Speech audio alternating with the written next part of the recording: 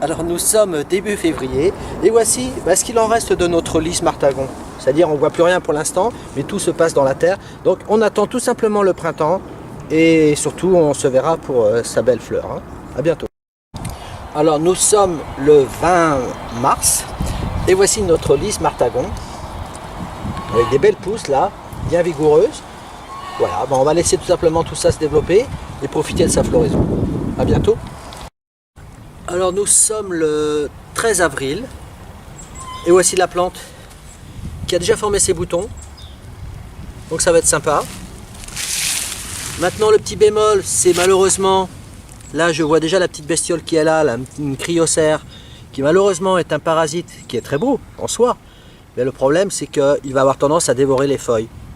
Donc ça n'empêchera pas de fleurir la plante, mais au niveau de son feuillage, c'est ce qui va la déprécier un petit peu, c'est dommage.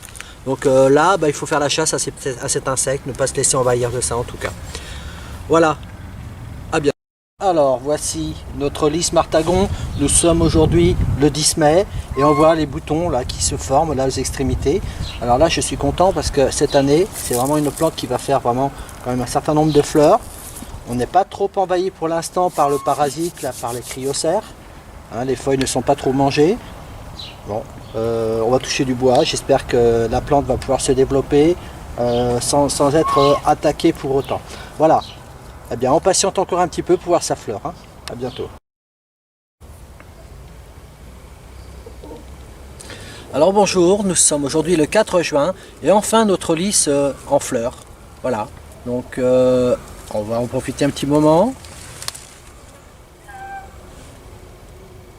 Alors là au moins, ce qu'on peut voir, c'est que les feuilles, si elles sont endommagées par toujours ce parasite là, qui nous... D'ailleurs que l'on voit encore là, sacrée bête. Néanmoins, donc la fleur, elle, reste intacte. Donc tant mieux, c'est tant mieux. Alors là, on n'avait mis qu'un seul pied, donc du coup, on n'a qu'une seule belle tige. Il y a deux autres petites tiges à côté là qui sont à leur début de floraison. Mais ça peut être intéressant d'utiliser cette plante là, mais vraiment de l'utiliser en masse, en mettre un peu plus. Voilà, donc et ben voilà la belle fleur et puis je vous dis à bientôt. Alors voici nos lys martagon qui ont fini de fleurir. Alors là, on voit maintenant que ce sont des graines qui se forment. C'est pas la peine de laisser les graines se former. Ce qu'on va faire là tout simplement, nous allons couper les tiges. Nous sommes aujourd'hui le 14 juin. Là maintenant, son travail à la plante, ça va être de reformer son oignon, son bulbe, hein. Plutôt un oignon on dira. Voilà, donc surtout ne pas laisser monter en graines. Donc on coupe tout ça. Voilà. Bon, il ne reste donc du coup plus grand chose, mais c'est normal, hein. C'est un oignon de toute manière. Et on laisse comme ça pour l'instant, qu'il grossisse et surtout qu'il nous fasse encore de plus belles fleurs pour l'année prochaine. À bientôt. Alors voici notre lys martagon, nous sommes aujourd'hui le 15 octobre et voici ce qu'il en reste. Eh bien là tout simplement il suffit de couper vraiment à sa base. Voilà, donc du coup il ne nous reste plus rien. Et bien voilà, je crois que là on a fait le tour puisque on va laisser passer l'hiver, on patiente et au printemps prochain on verra à nouveau notre lys ressortir de terre et refleurir l'année prochaine. Voilà, donc je vous dis à bientôt pour une prochaine vidéo.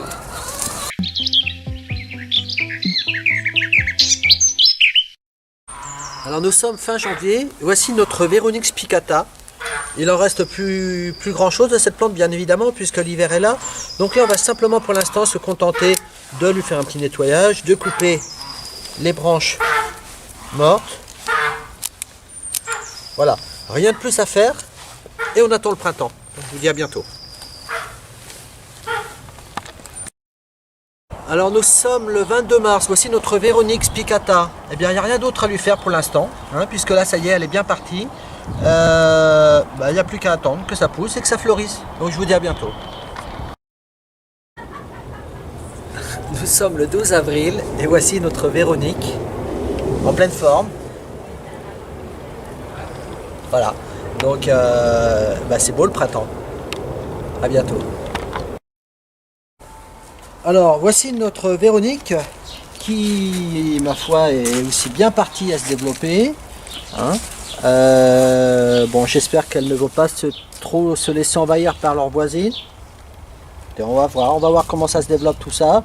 De toute manière, au besoin, si à l'automne il faut en déplacer, ça sera le moment. En tout cas, pour l'instant, profitons, laissons pousser.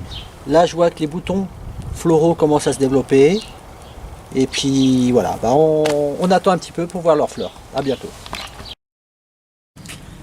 Alors voici notre Véronique en pleine fleur. Nous sommes aujourd'hui le 14 juin. On en est vraiment à son début de la floraison. On va profiter de cette fleur comme cela pendant tout l'été pratiquement. Et alors surtout, c'est que les abeilles, ça y est, les voici. Les abeilles sont contentes. Elles ont de quoi butiner. Aujourd'hui, c'est un petit peu soif. Mais c'est pas grave. Là, on arrosera en fin d'après-midi. Et tout ça, ça va remonter. Et en tout cas, c'est vraiment une plante très très intéressante. Voilà, à bientôt. Alors nous sommes aujourd'hui le 12 juillet. Alors notre Véronique qui continue de fleurir. Cependant, je vais tout simplement et bonnement couper les parties qui ont fleuri précédemment. De manière à lui laisser vraiment à la plante la force de fleurir. Ça ne sert à rien de laisser monter tout ça en graines. Ce qui nous intéresse, c'est plutôt de voir notre plante fleurir. Voilà. Tout simplement un petit nettoyage comme ça, un rafraîchissement, rien de plus compliqué.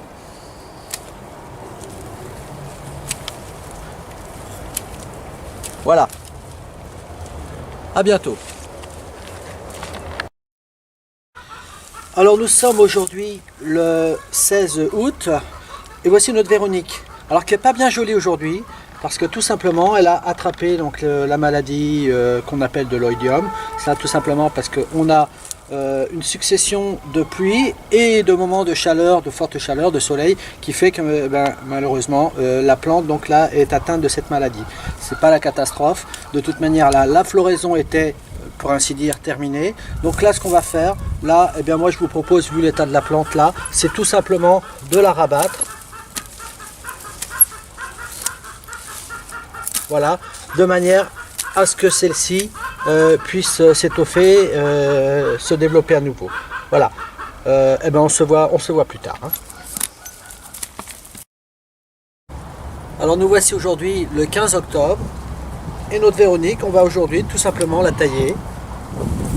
Donc là vraiment c'est très simple puisqu'il suffit tout simplement de couper la totalité de ses branches.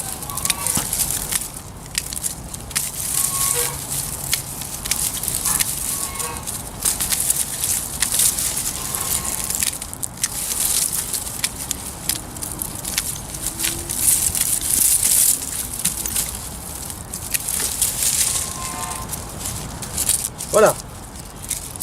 Et là notre plante, eh bien ma foi, elle va passer l'hiver comme cela. Et je crois que là, tout est dit pour la Véronique. Je vous dis à une prochaine vidéo.